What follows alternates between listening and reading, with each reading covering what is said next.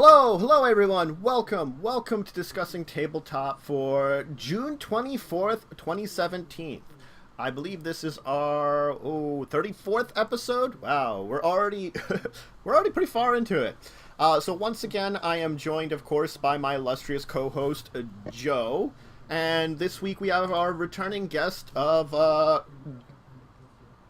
have you two switched. I'll fix that in a second. I'm Greg today. Greg and or Coach from Card Bazaar. He goes by either. So he once again is returning to it. We were going to have another guest. Unfortunately, he could not join us, so we just have the three of us today. That's fine. People always reschedule. I'm not complaining because, hey, people are nice enough here to join me. Anyway, why don't we go... That's a twirl of geekdom. Yes. Wow, thank you for that. You're welcome.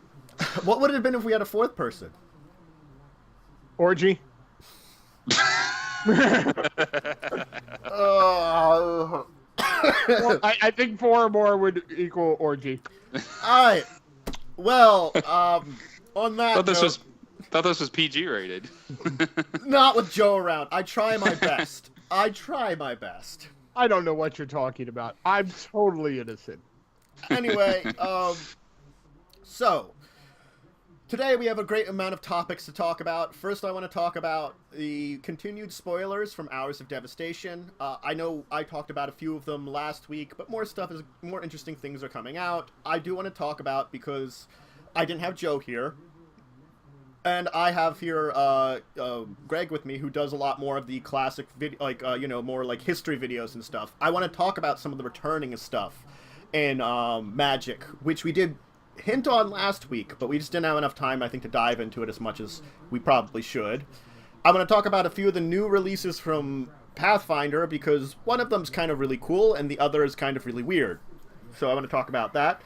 I want to talk about Munchkin Spell School, because I feel like they're doing their version of Harry Potter in Munchkin now, finally.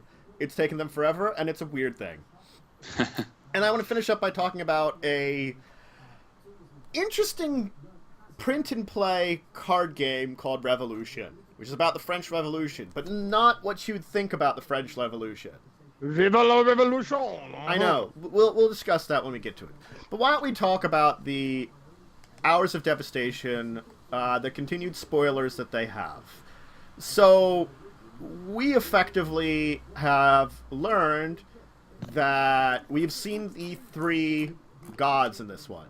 The Scarab God, Scorpion God, and, Locust God? Mm-hmm. And, I mean, I think we saw the Scorpion God, and we talked a little bit about it last week. And now we have the Locust God and the Scarab God. We see that there's a lot more desert lands, which is really interesting. We have seen that there's, cards for the defeats of the gods, pretty much, so we know they're kind of have problems going with them. We kind of did with Bontu's Last Reckoning, but I guess it's more of them with all of them. And there's a couple of, interesting angels and legends. So, why don't we, though, start talking about the other two, the Locust God and the Scarab God. I kind of want to discuss those a little bit, because the Scarab God, I think, is the one that interests me the most, because it's just a little bit kind of ridiculous to a degree. Where, at the beginning of upkeep, each opponent loses X life, you scry X, and where X is equal to the number of zombies you control. So, and then you can exile a creature card from a graveyard to get a version of that card, except it's a 4/4 zombie. So all that same... Go ahead. I was going to say, I'm assuming you want that in your Zoblin deck. I mean, I do. It has a splash of blue in it. So, for, I can't remember the name of it. The one where, from Innistrad block, the first one, where you can cast zombie cards for free. Storm, something. Rooftop Storm? Yeah, Rooftop Storm. Because why not? And besides, I had, Rupture Spires in there anyway. So...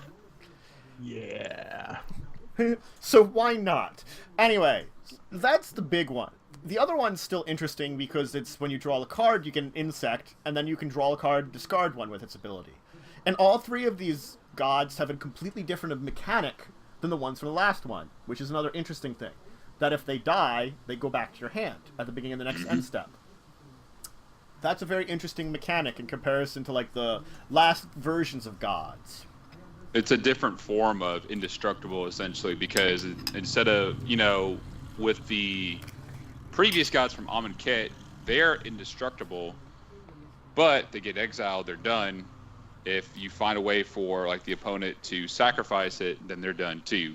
Whereas with these, they're not indestructible, but if they die, they just go back to your hand to where you can recast them. So it's a different form of indestructible, essentially. Yeah. So I find it very interesting. There are definitely plenty of really interesting cards too that we've seen. I for one do like where is it? Didn't we have Neheb before, but now we have an eternal version of him because he was the Minotaur legend.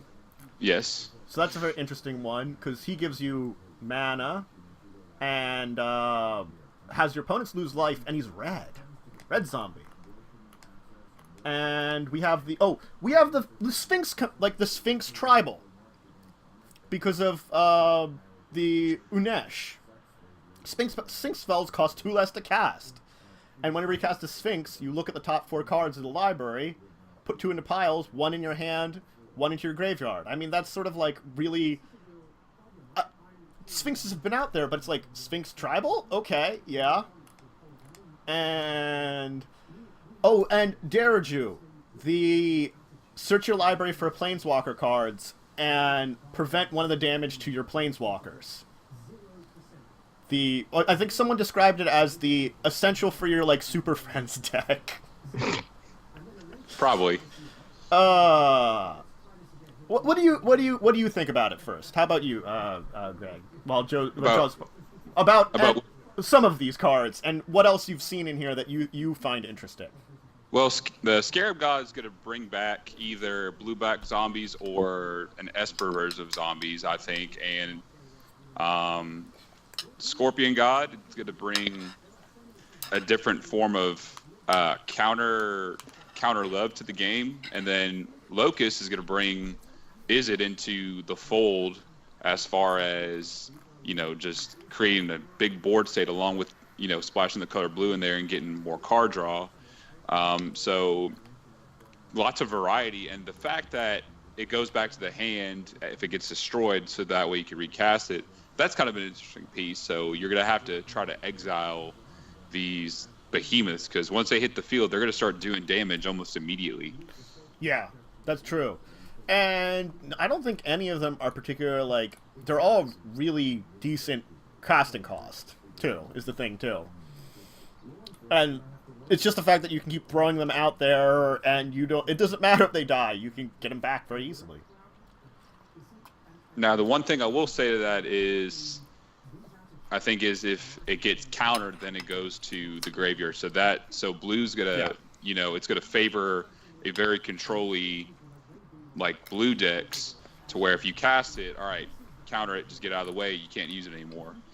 So I mean, that's gonna be, classic control strategy fighting on this new stuff is gonna be probably commonplace, especially trying to sideboard in. For me, I'm running Esper right now, so my sideboard is going from taking on creature-based decks to where if I run into another control player, now I'm throwing in my control pieces. Mm-hmm. So having negates coming into the sideboard and having your Essence Scatter. Essence Scatter is going to take these guys out.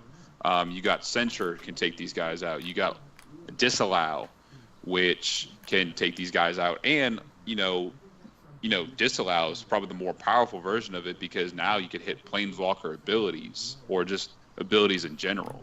So, they're going to be cool, but what's going to be, to balance it out, you're going to have to go back to classic control style or exile maneuvers. Mm-hmm. So, any comment on any of this so far, Joe? I mean, yeah, definitely blue is going to be a favor for countering these gods. Also going back to more classic blue, cards that you can take control of the creature. Oh, well, you want to bring something like that out? It's mine now. That might be something big, because I've seen some people talk about how Commander will be a big thing for these gods. That might be a place where they might that might show up a little bit more, because this is the kind of thing. Because Control also has always got its places in various types of decks, definitely. Yeah, I think the Scarab God will be most useful in a Gisa and Geralf deck with like Zombie Tribal. That's going to be very effective there. And then the Locust God's probably going to be anything where you have, heavy card draw or heavy like instant sorcery spells. The Locust God's going to be a good fit in blue-red decks, or like those multicolored decks, like, I don't know, maybe a Brea deck or some of those other like commanders from last year. Mm-hmm. So you have, and then the other card that a few people have been talking about, the Solemnity with the counters. So I think that's going to be an effective commander piece because of the numerous Atraxa and Planeswalker decks. So that's going to be, Solemnity, you can't get counters, and on top of that, land, enchantment, creatures, artifacts can't gain counters as well. So that's going to be a huge, I think to me, that's going to be a huge splash in EDH. Yeah. Jeez. That's one of those ones that you just look at it and you're like, wow. They would just nerfed Atraxa pretty much, which is what I run in EDH. So they just pretty much shot me, pretty fast. And it counters so much, though. I think someone said, there goes Infect in Modern. Mm-hmm. Because it's the ultimate, because players can't get counters. Creatures can't get counters. I mean, Solemnity shuts down so much. It's like, wow. I think it just made itself a sideboard staple, just releasing that. Yeah. And I also think that Oktera's Last Mercy is really powerful, too. Because if you think about it, it's 3 mana, and it's your life total becomes the starting total. Oh, my lands don't untap. But the fact is, like, you could easily play that late game where you've taken a lot of hits and reset your life. It could literally be a 19 life gain for 3 mana. Okay. Oh, go for it, Joe. Oh, no, go ahead. Finish your thought on this, because I have a different thought. I think it's going to work well with Authority of the Consuls, because let's say you're playing a creature-based strategy, let's say you wipe and get your life total, they could stay tapped. That's fine, because they're going to be bringing in a creature. Oh, it's already tapped. I get more life. So having some of those creatures coming into play tapped, like maybe even a Thalia too, it's going to shut down a lot of things. So yeah, that is definitely an effective card. But I think it's going to be super effective. It's not like a bomb by itself. I think it's going to be super, like, more effective with like other white cards. So that's all I got for that. Like if you're just, I was gonna say with that one though, like playing Hours of Revelation. I mean, if you're late game anyway, you board wipe. There's probably going to be 10 or more non-land permanents, and then you just reset your life total. Mm-hmm. Joe, go ahead. Yeah, that is true. Mm-hmm. I was going to say, I think an interesting combination also might be with the Locust God. It's not super powerful or anything, but if you're doing a tricolor deck and have a splash of green in there, if you also use the River Hoopoe, with it, it's the 1/3 flying, but its ability is 3 colors, 1 green, 1 blue. You gain 2 life and draw a card. Well, every time you draw a card, you're getting another flying creature with the Locust guy. So for 1 more mana than his ability, you're gaining You're gaining 2 life and drawing the card. Yep. So I think that might work well. Yeah. Okay, now I do want to also talk about Pride Sovereign a little bit. Because Pride Sovereign's pretty cool. it gets +1/+1 for each of their cat you control, and for white and tapping it, you get 2 more cats. with lifelink. Now, granted, you exert it, but people were saying like there are combos you could definitely have with untapping it then, which I agree. There's plenty of those. So I mean, it's like, well, yeah, it's definitely a good card. Yeah, it's gonna be. Cat Tribal's gonna be a bigger thing. So, and then let's see what other. I'm trying to think. You know, you also have the Embalm and Eternalize stuff. So, if you're running a Cat Tribal, you can just bring the cats back. It's gonna make Pride Sovereign just a massive creature. So, it looks like the kittens are gonna rule the world, like everyone thought. Yeah. Why are cats having sex with everything in my world? I don't know. It's there is a lot of cat-based stuff, which I mean, again. Well, it's Egypt, so makes sense. Mm-hmm. Yeah. Hey, you got cat monkeys. You do have cat. Well, no, cat monkeys was Kaladesh. You've got Yes, cat but, snakes. I mean, it's still in. Isn't it still in the same block, or am I off? it is technically still in standard. Both are. Yeah. So you could have a very strange combination of cat tribal at this point in time. Yes. It's in the same rotation. So like once Kaladesh, rotates out, Kaladesh, Aether, Amonkhet, and our Devastation will all be rotated out at the same time. But the thing is, you have to consider we know we're getting tribal with the Ixalan. That's like the only thing we know about it that I allowed people to with the big spoilers. All I picked up from it is people are saying it's tribal, which matches with the tribal of everything else they're doing with Commander tribal, and apparently I'm forgetting its name. Iconic Masters is supposed to be more like tribal because it's creature based.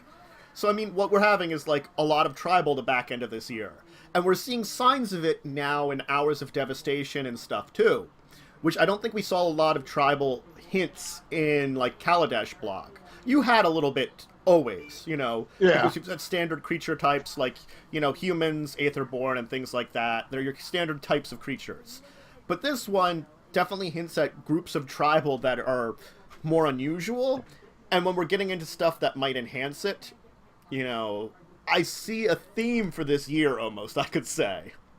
Yeah. What do you think of the Adorned Pouncer? Have you seen that one? It's a 1 white, 1 colorless. It's a 1/1 cat. It's rare. It has double strike, and then you can eternalize it for 2 white and 3 colorless, and it becomes a 4/4 black zombie. Yeah. With double strike. Yeah. With double strike. Yeah. Still having double strike. That's pretty good. I mean, that's definitely a potent one. Nearby to it, though, you also have Angel of Condemnation, which you can exile another target creature. It gets returned, so it blinks in and out. Or you could exert it to exile a creature until the angel leaves the battlefield. So with it, you can choose to, just exile something once every other turn. Or you could, phase your own things in and out for comes into play abilities. Yeah. I mean, that's got a lot of variety to it, too.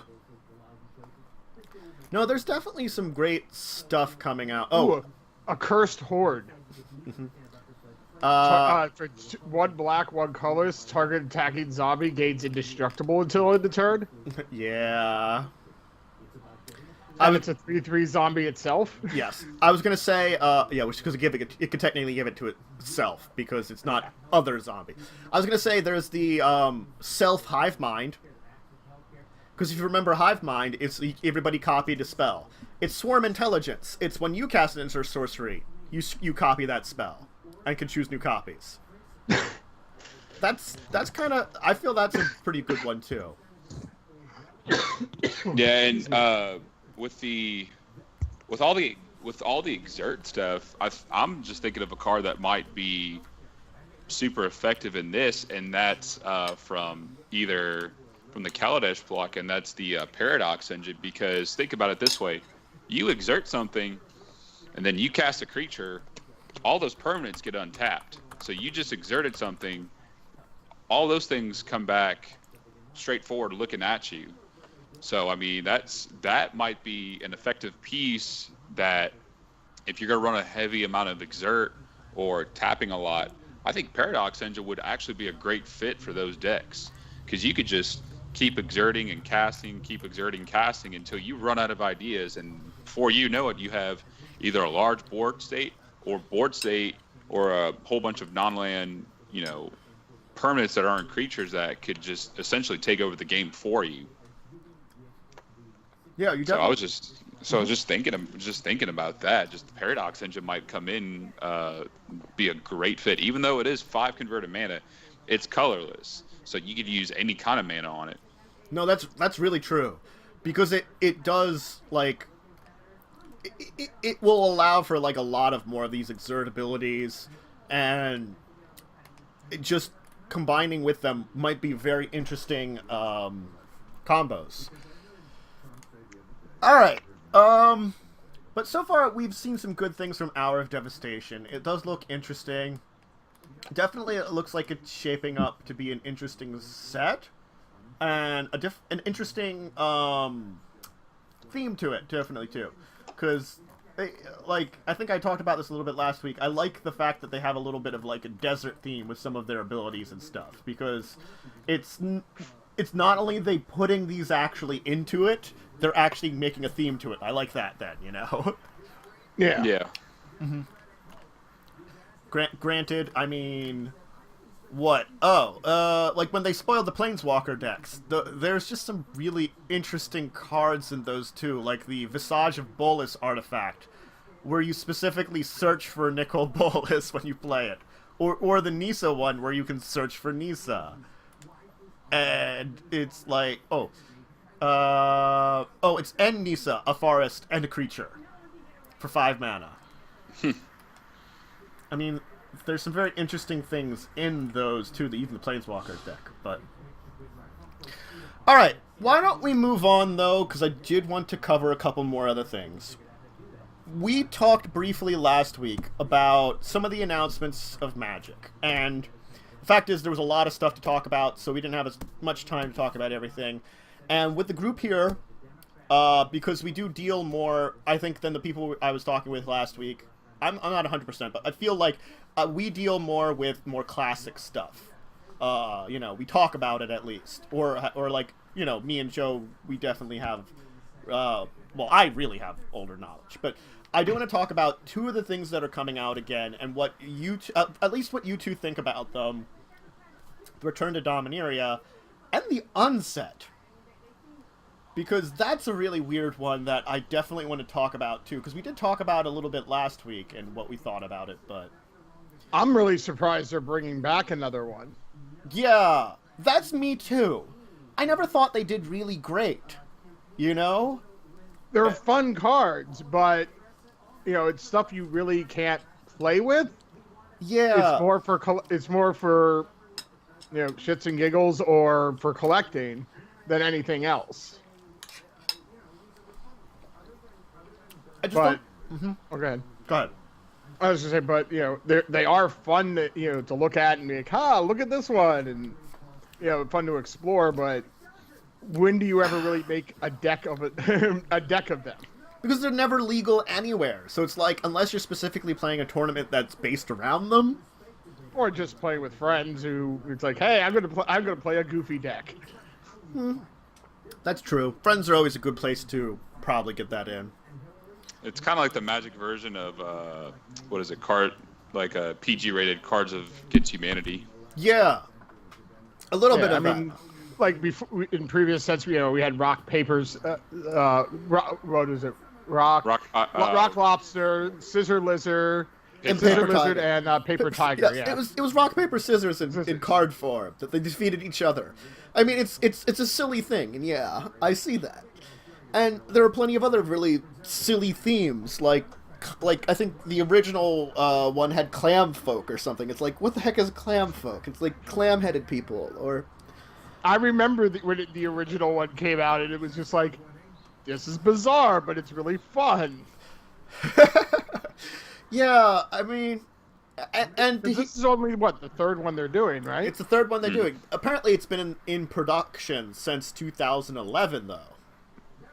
So I mean, when did the last one even come out?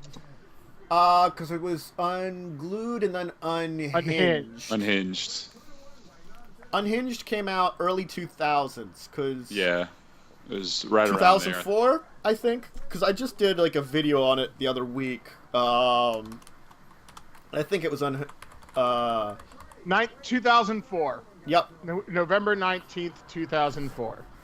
So it's been just a little 13 years. yeah. And it's going to be coming out like end of the year, so it's going to literally be 13 years. And let's see, Unglued came out in 98. Mm-hmm. That's 6 years. That's not as 6 big years, yeah. That's not as big a leap, but still, I mean, I don't know what we're going to expect from this one, for one thing. I mean, I'm going to expect silliness, weird mechanics that you could never have in actual magic and things like that. The things that we almost suspect are, in quotations, normal for these type of sets. Probably parodies of cards people really like. But that's also a hard one to say, because... Of course, Unglued, though, had Chaos Confetti. I know, but I'm just saying, like, a lot of these cards that have already parodied things have already been put out. Like, the ones that people really know about. How much in the last 11 years stands out? Some things do, but it stands out to different players. It's not like, when people talk about Magic and we're like, oh, there's Black Lotus, or Chaos Orb, and, people can recount stuff about those. Can we recount about stuff from, like, the last 5 or 6 years that really stand out, that feel like they would be more of a legacy thing that we could, like, reference? I don't know. So I think that level of references for it is something that I'm like, maybe? But not all of them were even, parodies on cards that existed. Oh, that's Some of them true. were just ridiculous, like the cheese stands alone. Yeah. If you control no cards in play other than the cheese stands alone, you have no cards in hand, you win the game. Or from Unhinged, they had, like, half mana and half power and toughness, because we needed fractions in Magic the Gathering. Why not? Apparently someone somewhere said, you know what would be funny? Fractions.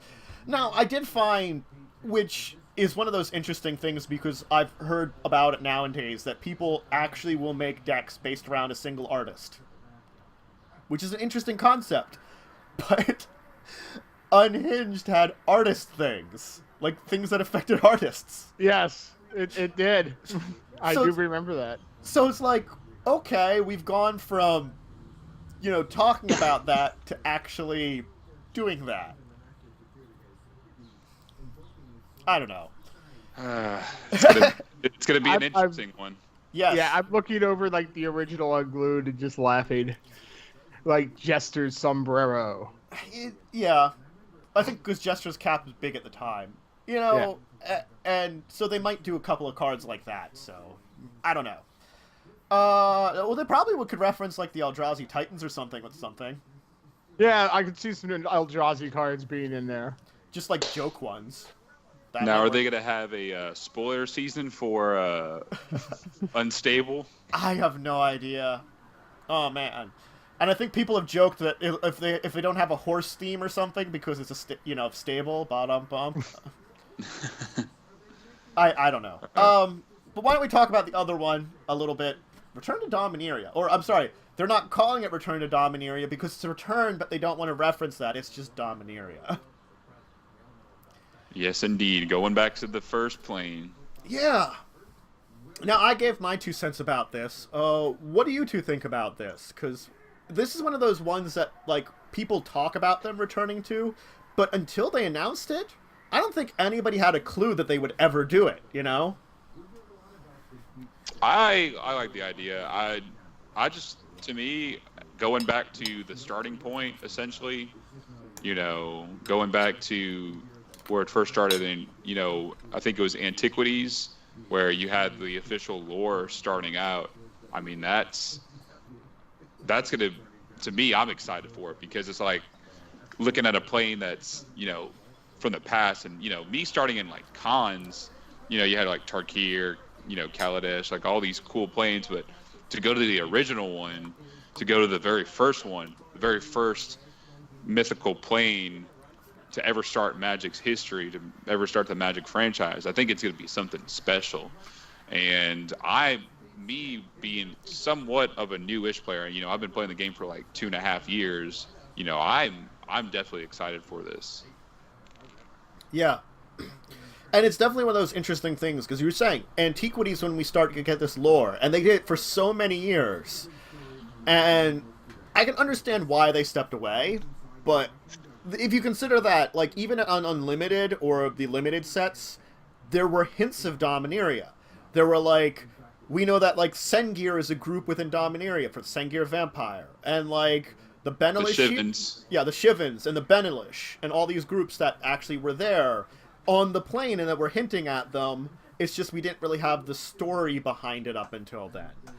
Well, it didn't take them long to start really pumping out the story. Joe, your opinion on this? I'm happy that they're going back to their roots a bit, but at the same time, I'm really surprised, because they've been pushing, older play further and further away, saying, they're not going to really look at that anymore, but then they're bringing back things like this. And it's like, I think it's almost sending like a cross message of, hey, we're getting away from the older stuff, but we're bringing it back at the same time. My also question is, like, what are they going to do with it? Because, I mean, I'm guessing they could come up with some other kind of non-global destroying storyline, because I kind of felt like some of these storylines have, well... Okay. It's like every one of these storylines is a global destroying storyline. All right, I try to correct it. Theros. No, Theros was kind of bad too. Damn it. Because I don't know. It's like, what can they do to Dominaria that already hasn't been done is the problem. If they're gonna do like global destruction storyline, there'll be like a throwback to Ice Age, where they just, Urza and Mishra just blew up that one island and just made everything smoky, and then, just covered out the sun. I mean, they could go the opposite route. They could just have, I don't know, a large amount of nuclear bombs from the Phyrexians just go off and just burn the plane down. I mean, you could go a number of multiple routes. They can go in the opposite direction to bring life back to it. I know, yeah. Because it's like we leave it in such crappy condition, and like there are hints of it in various sources. I think since then, like one of the commander some of the commander stuff was like hinting at it with like New Benalia and stuff like that, and things of like it's fixing itself a little bit. But so maybe instead of destroying it, we could renew it. Well, that's the thing about like Ixalan. I don't feel like the storyline they're going to be telling is going to be quite as large, which is actually something I don't mind. I don't mind it having a little bit of epic level to it, that's fine. But if it's not like plane-shatteringly epic, I'm also fine without that too. I'm fine with just like, oh, there's like a couple of kingdoms or the continent are like raging it into war or something, which is going to be really bad for this area, but like, oh, the things will last, there'll be dinosaurs afterwards. There'll be dinosaurs and pirates and Gorgon pirates afterwards. Chrono Trigger. Yeah. That is what I'm thinking of.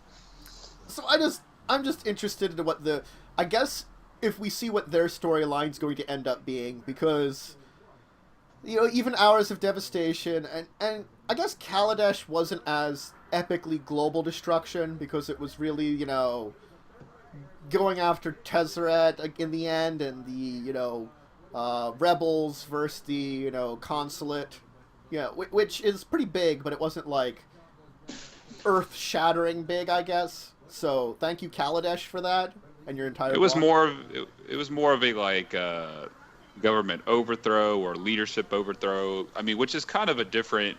It's like a different form of a shift, not like a physical shift, but a more, internal, figurative, or like a, a change in society. Yeah. So that's what I thought of as. Yeah, and I actually kind of like that now that I'm thinking about it after, like, countless blocks of global destruction. Because, I mean, like, I'm sorry, like, I guess Cons technically didn't, but it had, like, time travel, which resetted everything. Which is, like, that just hurts my brain. And then, like, Theros was, like, earth-shattering with, like, Nyx beginning to, like, leak in. The second Zendikar block, that was earth-shattering. It's the Titans, Innistrad, Titans. I mean, I'm sorry, even the first Innistrad block was, like, almost destruction of everything, because it's like, we're getting overrun with everything. I mean, it's like, humanity's on the verge of extinction. That seems, granted that's not planar destruction, but still. Seems pretty terrible. Hey. Human destruction is part of planar destruction. You're technically right.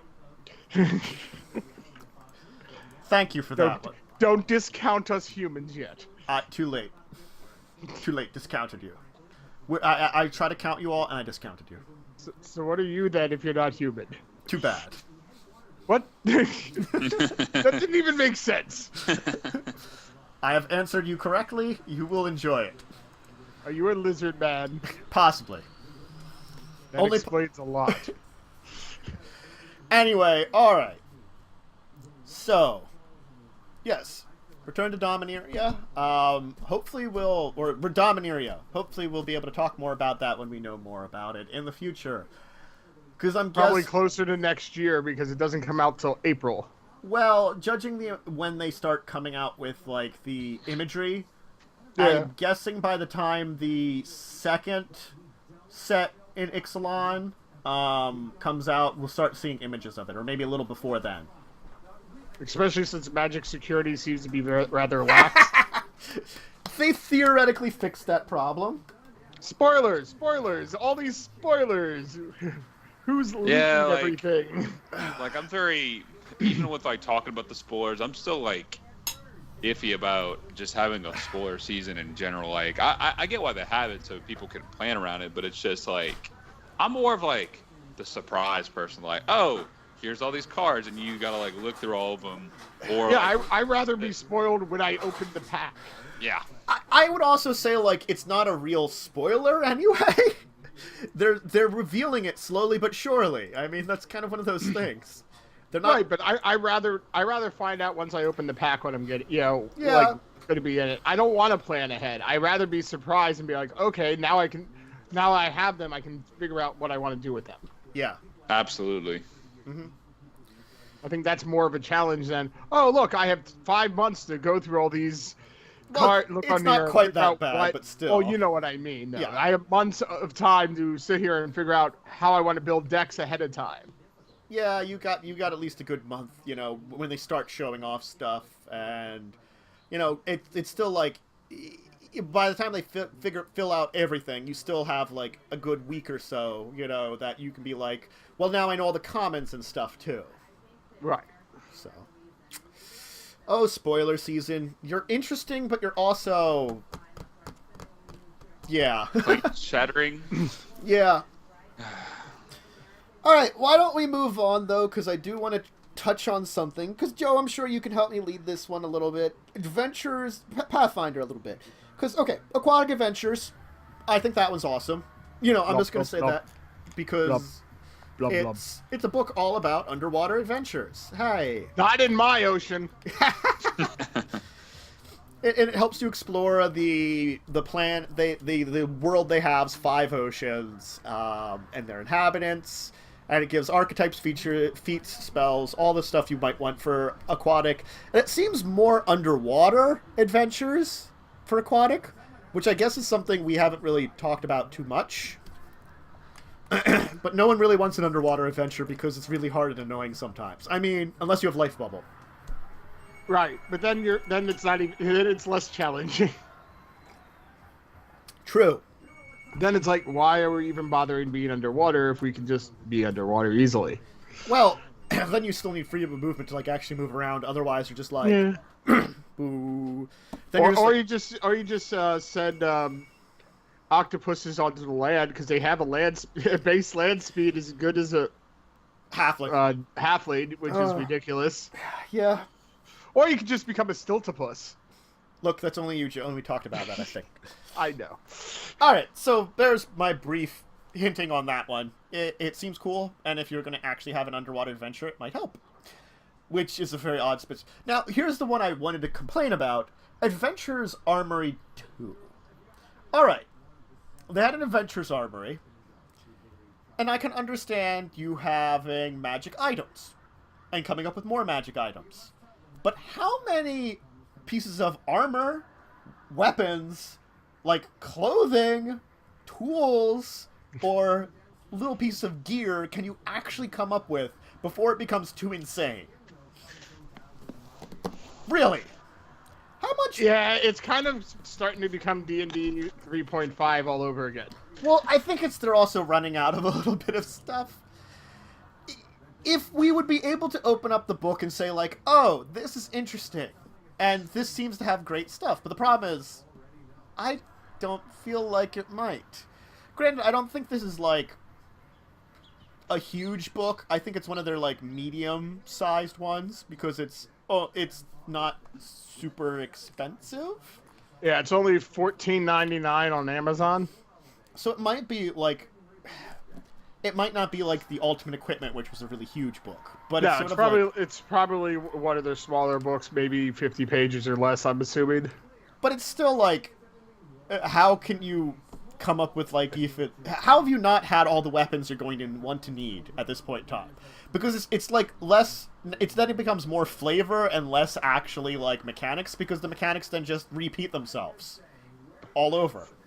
Well, I'm looking at the Adventurers Armory, the first one. Mm-hmm. That one was only 30 pages, but it also went into like the social aspects of who would use it, persona, stuff like that. So it also gives more flavor to the weaponry. Okay. And gear. Yeah. So I think that's part of it, is adding more of the mythology to it. So that makes it a little bit better. Your arguments are valid, but it still makes me make a kind of like I'm not saying it's necessary. I'm just saying it makes it better. Yes, the first one was a total of 32 or 33 pages, it looks like. So I guess it's maybe around the same size. And it's got, armor and weapon modifications, because we need more options. Like I said, it's kind of becoming D&D 3.5, where there's so many books, there's so many options, it starts to get overwhelming. Well, I think the only advantage is the PSFRD is the only reason that it hasn't become overwhelming with the amount of material, because that at least compiles it all. Right, but it's still overwhelming when you're trying, like, you're looking through stuff and it's like, what interesting gear can I get? Oh my god, there's so much to choose from. Yeah, I think that's already like that. That's what I'm saying. It's getting more.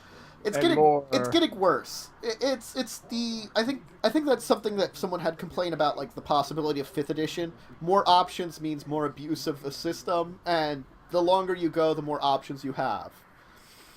But I don't know if like Pathfinder or Paizo should just focus on their Starfinder or something, or come up with like a 2nd edition of Pathfinder. I don't know. Right. What would they do for 2nd edition Pathfinder? It's efficient. Ooh, in the first one of this, you can get a pocket scarf that has pockets in it. That's dumb. I'm just gonna say that now. Why would I want my okay? Granted, I can see the situational modifier of like, I need to hide something. I can hide it in the pockets of my scarf. Other than that, they also go into like animals you can have. Like they have a section on, you can get a monkey. Oh god, is that the one that no? That there's a different one that has the platypus. Like this one. Oh, it might have. Let me see. Does it have a platypus? I think it's like Pseudo dragon. Nope. No platypus on this one. it's like the animal book that Poirier has. It's like got. But platypus. you can get a monkey, and it goes into these tiny animals are yeah. I can speak today. It can be found in blah blah blah jungles. They can grasp and carry objects that weigh under a pound. Trained familiars. Capuchins can be purchased in Azir. There you go. So you can go to Azir to buy a trained capuchin monkey for your Pathfinder game. They also have things on combat trained dogs and dog sleds. Or a weasel. You can get a weasel. You're not actually winning this argument. I'm not trying to. I pointed out the ridiculousness of it. All right. You know what? I've had enough with Pathfinder for now. They hurt my soul sometimes. Oh, you don't want a weasel? No. Like the Aquatic Adventures, I at least could argue that you could actually have an adventure that would use it, and then the book would be good. This... But you could hide the weasel in your pocketed scarf. If I was nearby you, I'd slap you. Ow. Yes. Alright. Why don't we move on to some card and board game stuff I want to talk about? Well, first off... Munchkin? Munchkin. Well, Munchkin puts out next to a billion things always because they can. And... At least this isn't the other game that they're talking about doing. Okay, yeah. Yeah. Why the hell does that exist? Mm-hmm. But this one is Munchkin Spell Schooled. Okay, it's basically, well, I guess they're being oddly non-specific school of spellcasting. I'm guessing they might not have the rights to the Harry Potter to do a Harry Potter one, so they're doing one that's I don't think kind of because like it. parodies. I don't think they actually have to worry too much about it because they do have the level 20 monster is Moldy Mort. Yes. I mean, it's close, but it's also like a green guy that's like molding or something. Yes. So, and they have glider spiders. yeah. Why? I don't know anymore. And a fire drill. Yeah. I'm just... And the wardrobe.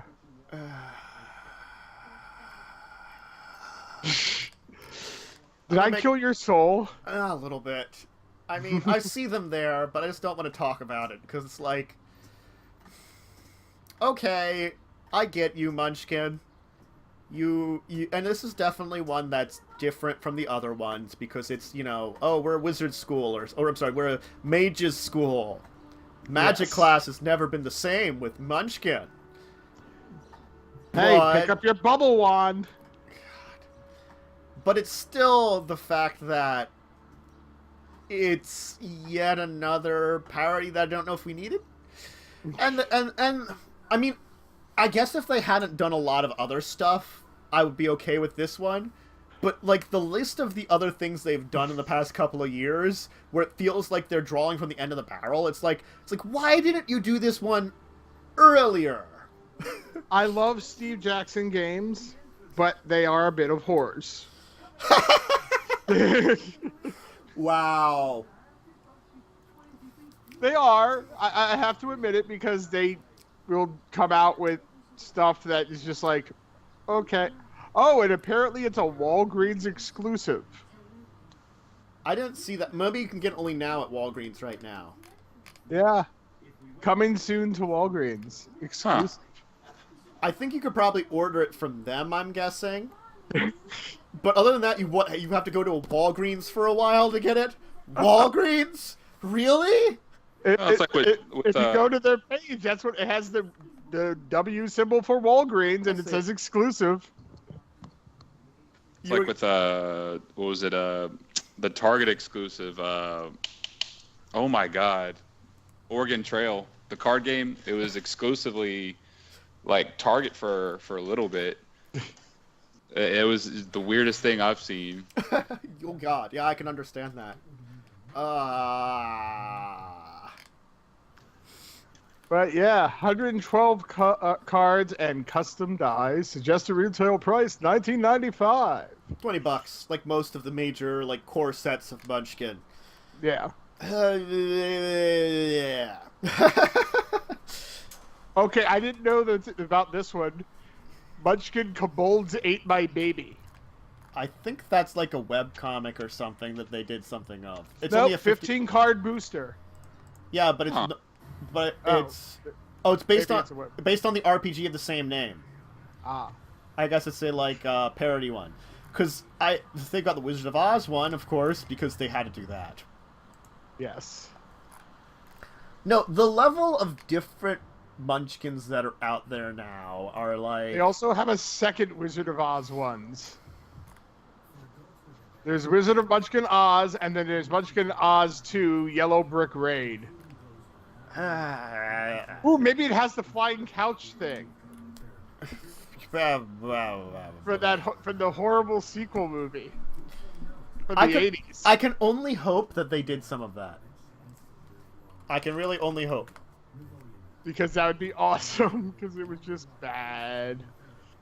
I mean, they actually have done, like, actual, brand things. You know? They started doing it. They did Adventure Time, Nightmare Before Christmas, Marvel, and X-Men. Yeah. I don't know. Well, they also did... Munchkin also had a version of Castle Panic. That's true. They've also expanded into, like, other game systems. And I think Yes. they have... Oh, they also have Gloom and Smash Up. Yeah. And Loot Letter. And their own board game, too. Yes. Really? And they had the RPG of it. I mean, they've really gone way too... Steve Jackson Games, please, just... please stop expanding what you do. Ooh, they came out with a Discworld role-playing game from Steve Jackson Games. That I would find cool. Stop encouraging them. Hey, it's Discworld. I love Discworld. I love Terry Pratchett. I wish he was still alive. I love his books. So, a Discworld RPG is right up my freaking alley. Alright, fine. Fine, go ahead and encourage that. I'm not Alright. saying everything they do is gold, but that I like. I think my major complaint about this entire thing was always those 15-card booster packs, because it's like, they were not worth it in comparison to the full boxes. Hey, remember Steve Jackson Games did Ghosts and Candy. Yes, the most creepy game, the cutest looking creepy game ever. Yes.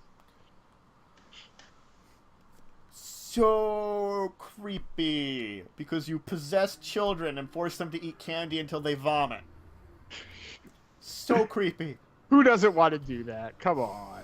God. Alright, why don't we move on to our last topic before we finish up for today. I want to talk about Revolution. It's, Vive la Revolution! It is based upon the French Revolution, but it's a card game that's not taking place with the off with your heads kind of time period.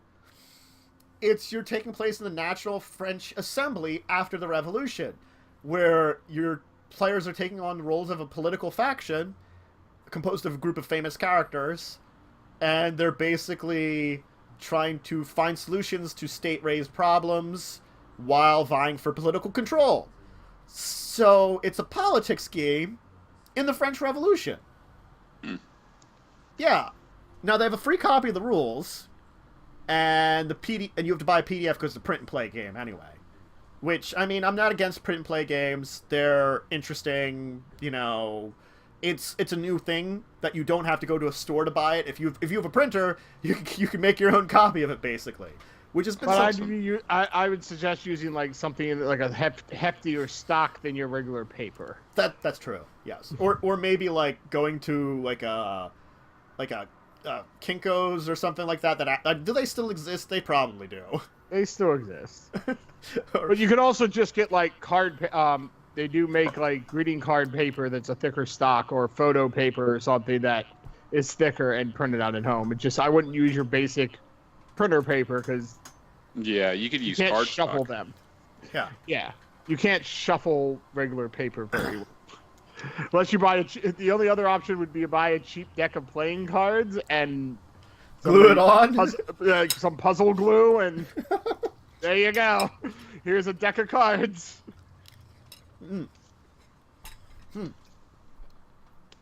It's also interesting because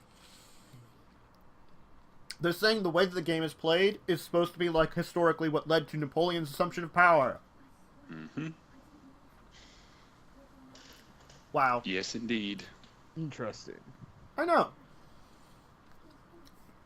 You're supposed to use debate, bribery, and buying, bullying, and scrupulous accusations to win votes. Scrupulous or inscrupulous? No, scrupulous. Oh. Ooh. Ooh. And you have to be ready to engage in these to win the game. So it really is politics the game. That's why it's really kind of French weird. politics. French, 18th century politics? Yes. Yes. My brain stopped there for a second. It'd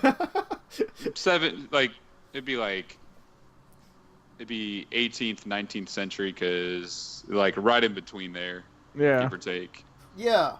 I mean, that's the thing about it, why I wanted to kind of bring it up, because it is such a different game than a lot of the ones we see. I think we have seen more like political or like discussion-based games, but not really like this. You have like your two-faction secret enemy ones, you know, like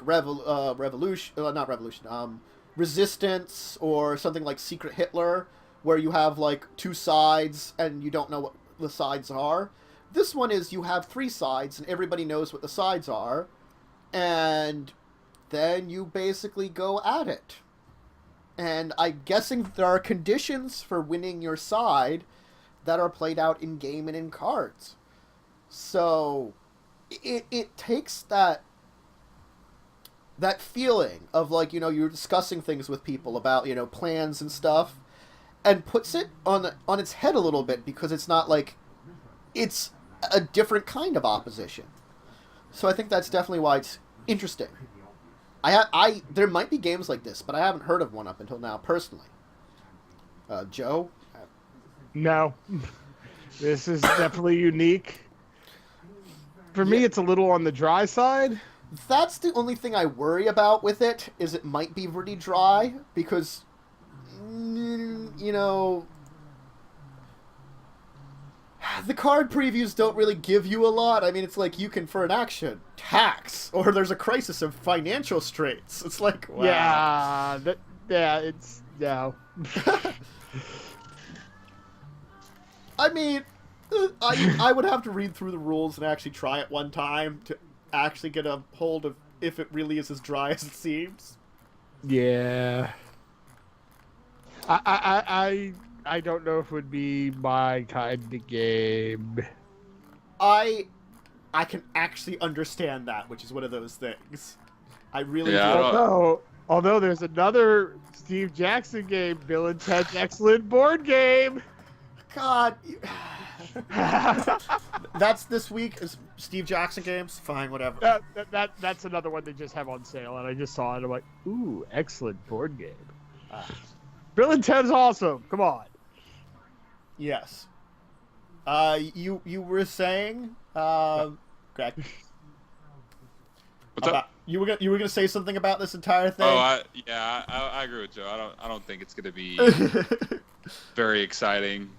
It's interesting, but the question of whether we'd play it, I definitely agree with you too. Is like, it's one of those things that I don't know. After trying it one time, I would want to go back to it at all, just from looking at it. It's like I wouldn't mind, you know, that one attempt at it, just because you always want to try something once. But after that, it's just like, yeah, kind of like the one game I have. This hasn't been play tested yet. Oh yeah.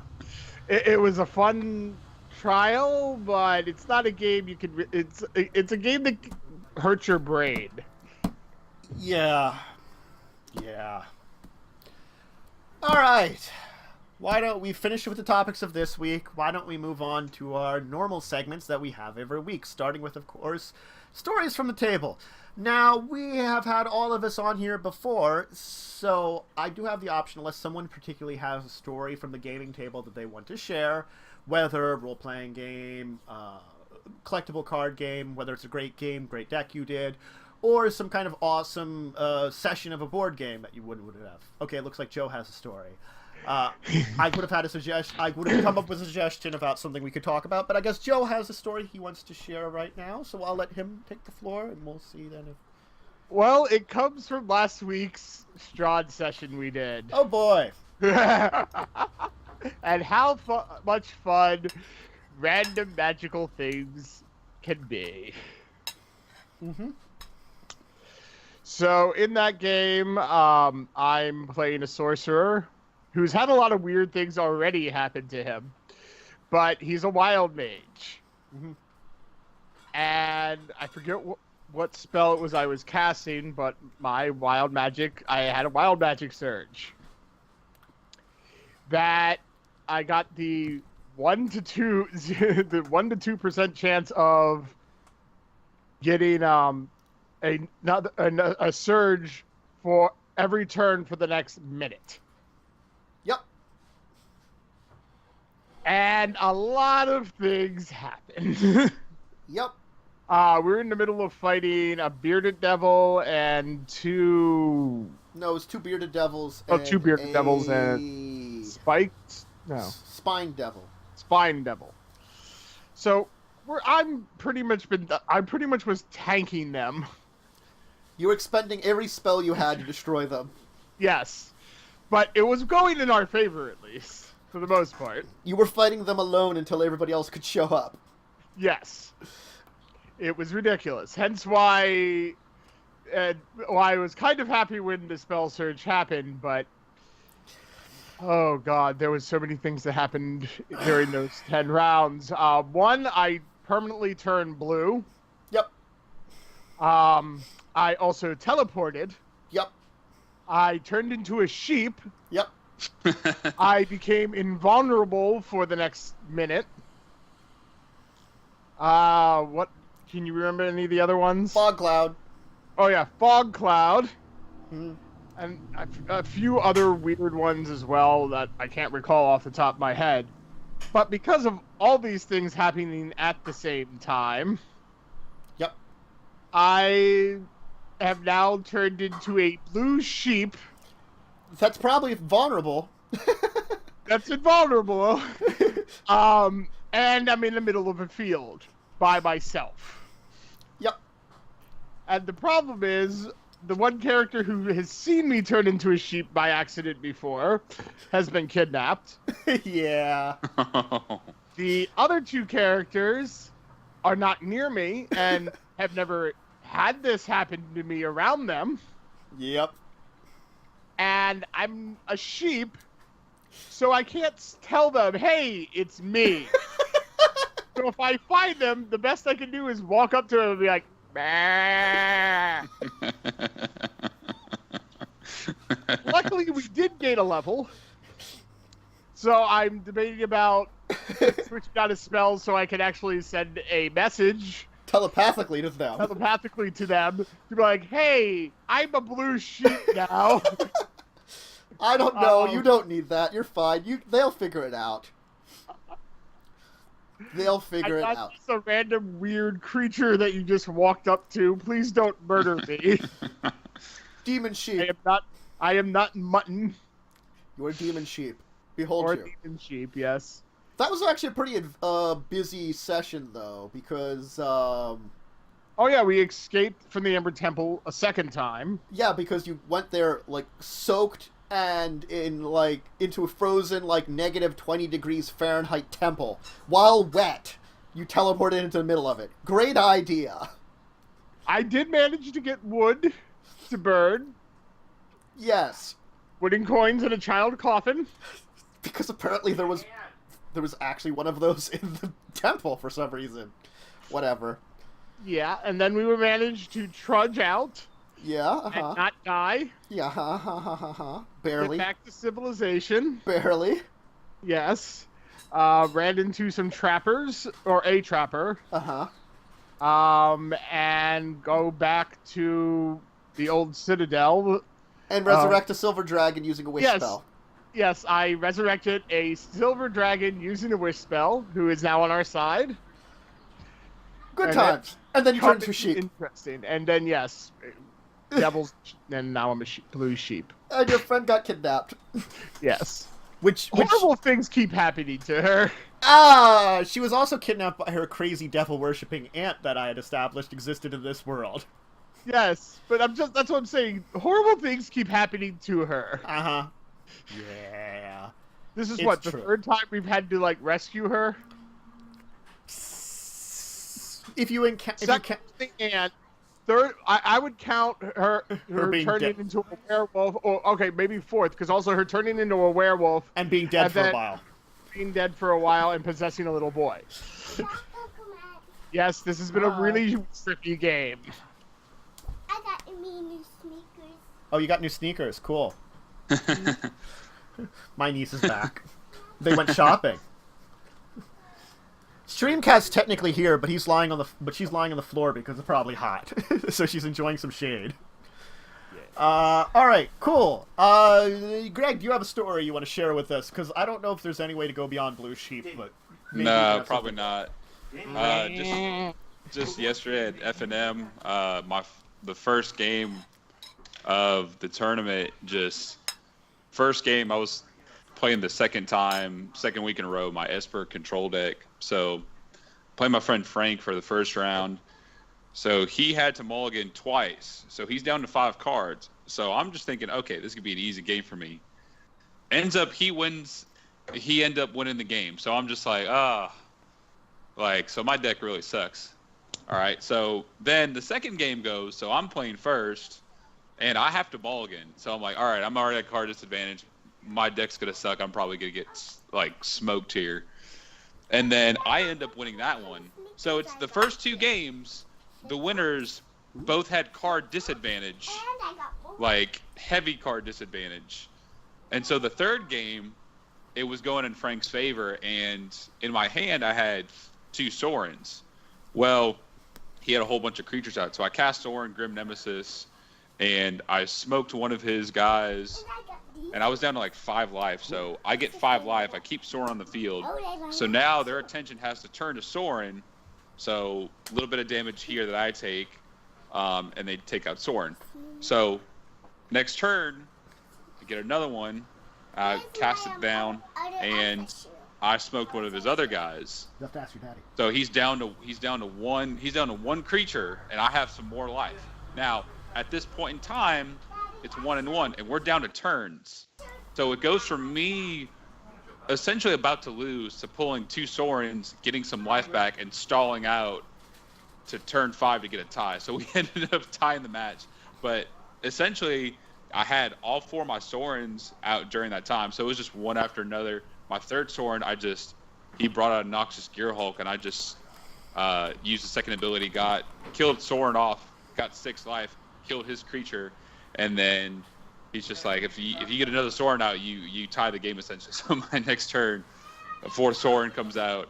It was just awesome. So I thought I was gonna get essentially my ass whipped, and it turned out to being where I at least tied. So I was like, okay, so we didn't lose, so we could still end up going undefeated, which didn't happen because I ended up losing like the 3rd game, and then I just dropped out of the tournament. So I went like one win, 1 loss, 1 tie, and 1 drop. So it was awesome. It was a weird night yesterday. So It was so fun. Some of the adventures like that could be some of the best. You never know what you're going to end up with. No. All right. So, I do have a gaming sage advice if people don't have one to suggest themselves. Don't turn into a blue sheep. That's, actually great advice, but not really the advice I was looking to discuss.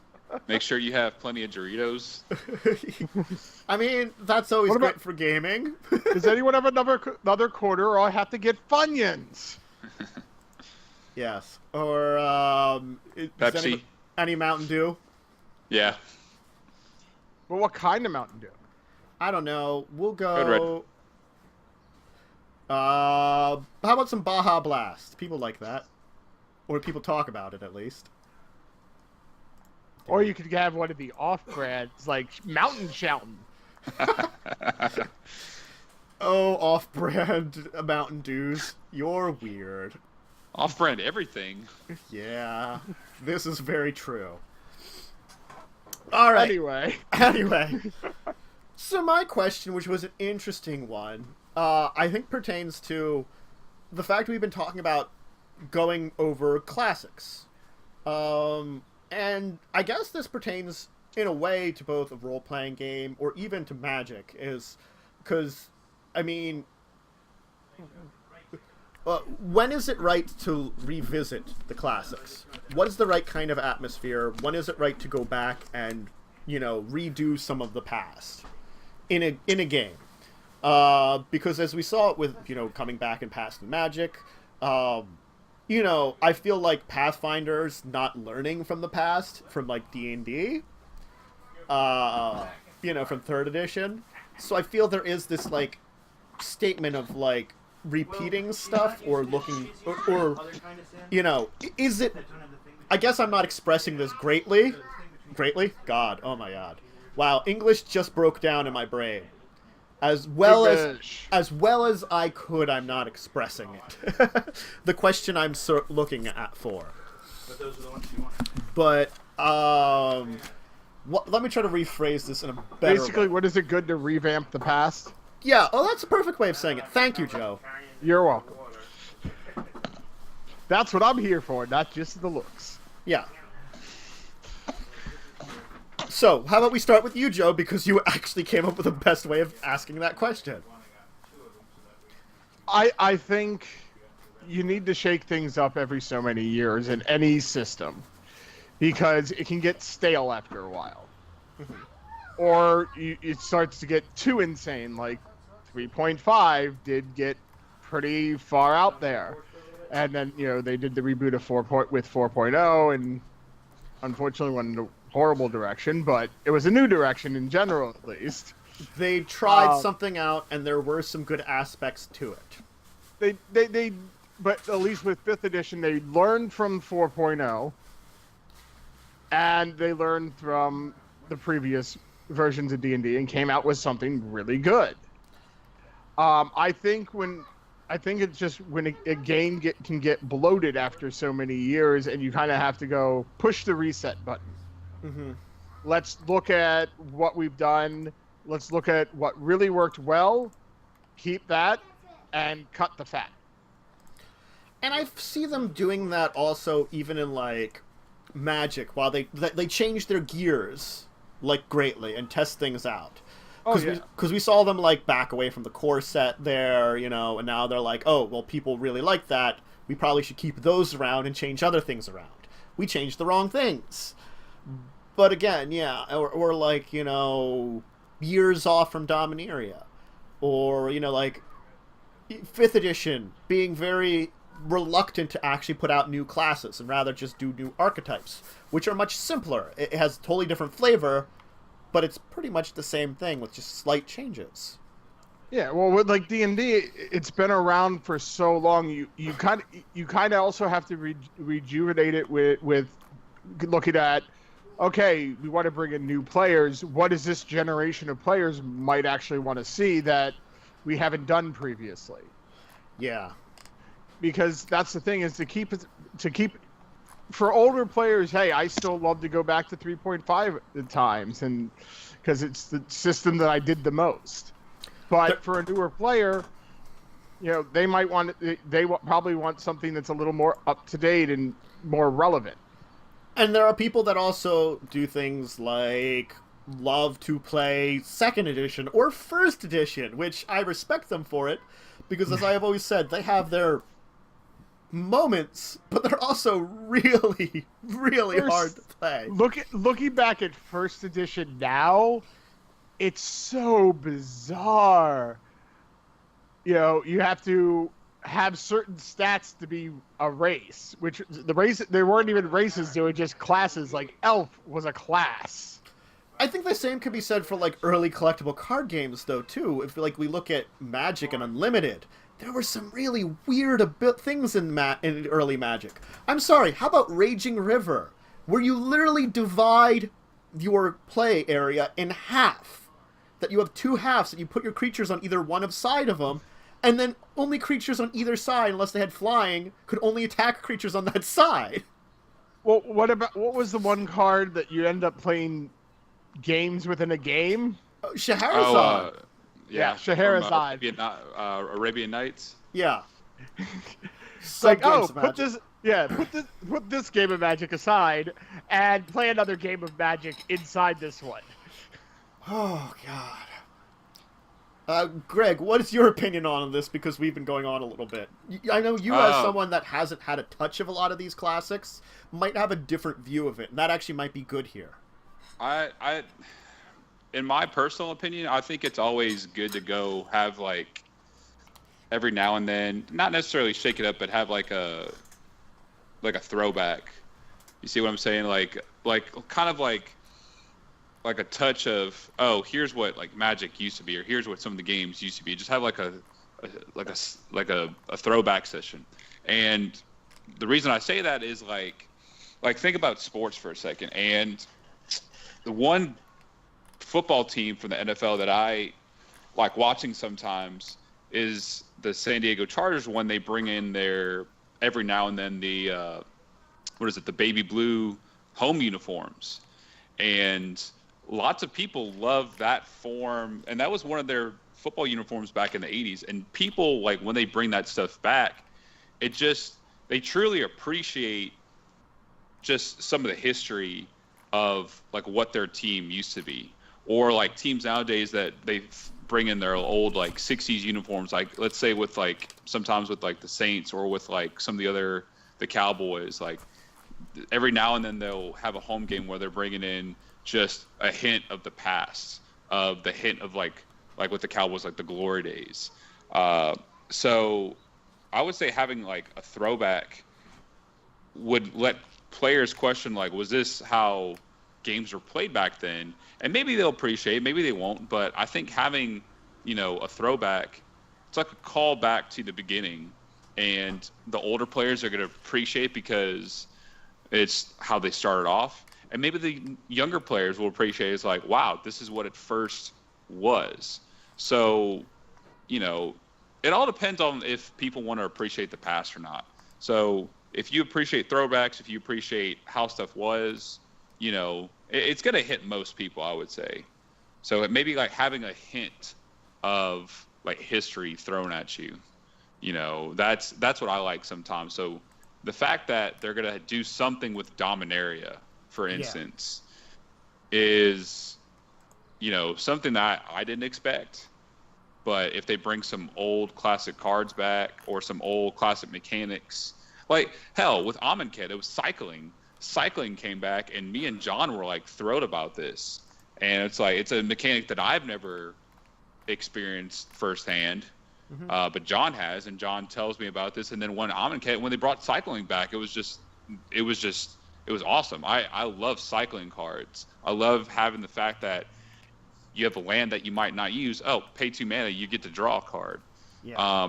So it's like, it's a call to the past. And I think sometimes whenever you do the right amount, people will appreciate it more. So it's like with anything, like with sports, if people like the old school throwback uniforms back in like the 70s and 80s, once they bring it out every now and then, that's what people appreciate. Or when they bring out like the old mechanics from Magic's past or D&D's past, I mean, it's just, it's a call back to the beginning. And I think, to be honest, a lot of people would appreciate it.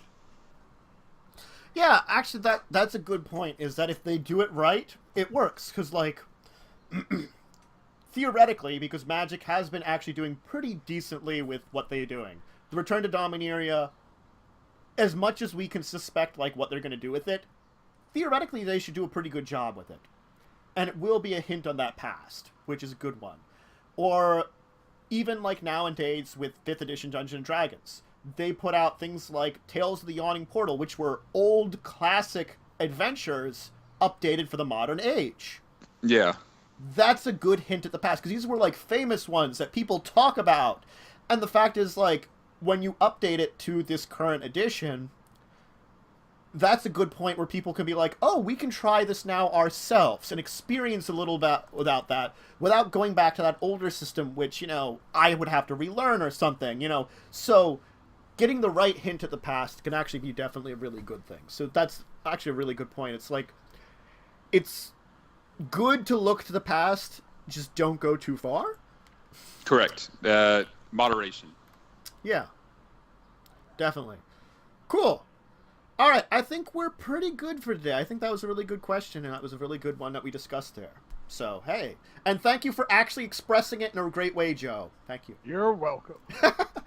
All right, Greg, why don't you give some shout-out to your channel and stuff like that, and anything else you want to shout out? Yes, if you would like to check out our channel, right now our big series right now is the Card Anthology series.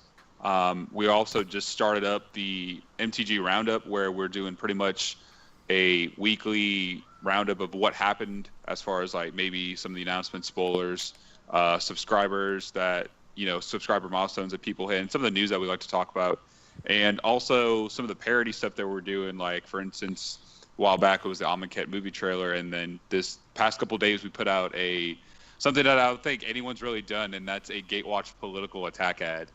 So we're throwing politics into Magic now. So, and I think people are really appreciating all the correspondence with like today's issue. So, I think me and Matt will have to discuss this, but I think we want to switch over to more like, we're going to keep the Card Anthology stuff, try to do it weekly and throw a couple other things, but I think some of the funnier stuff that me, John, and my older brother do are sometimes they're just hilarious. So if you want to check out our channel, it's the Card Bazaar on YouTube.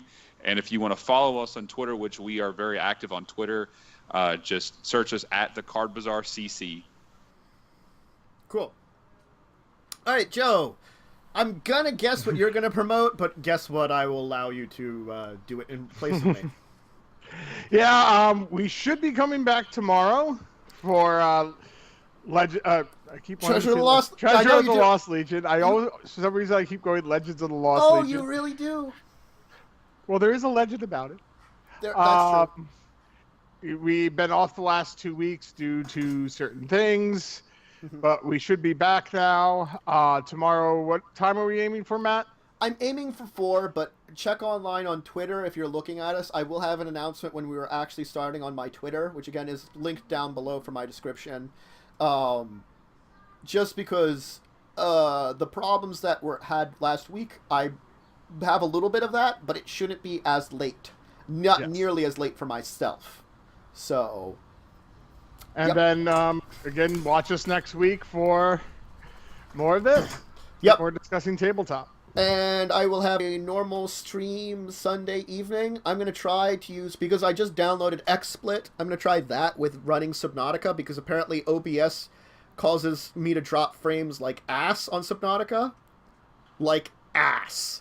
And XSplit apparently does not, from when I tested it out. We'll have to worry about the advertisements for it, but whatever, I don't care if it says down in the corner, this is being done on XSplit. Whatever, I'm running it. I don't care. Right. I will promote the product if it allows me to not drop frames like ass. Yeah. Also, maybe some other thing like Jack's Box in the evening or something. I don't know, like last week. We'll find out. I'll see if Ollie and Frank want to do that. We had it on Ollie's channel over last week, but, we'll see. Other than that, expect some videos today. I already have 2 which are probably done right now to throw up, because I'm better on my normal weekend schedule than sometimes I'm at. These weekends have been terrible for getting stuff out. But hey, you know what? Whatever. So I guess we'll see everybody next week. We got a couple more guests lined up. Put out an announcement when we confirm them all and stuff like that as usual. I hope everybody had a great time, and we'll see you all here next week. Or, well, I'll see you here, Joe will see you here, and hopefully we'll have Greg on again another day. Yes. Bye, everyone. Bye.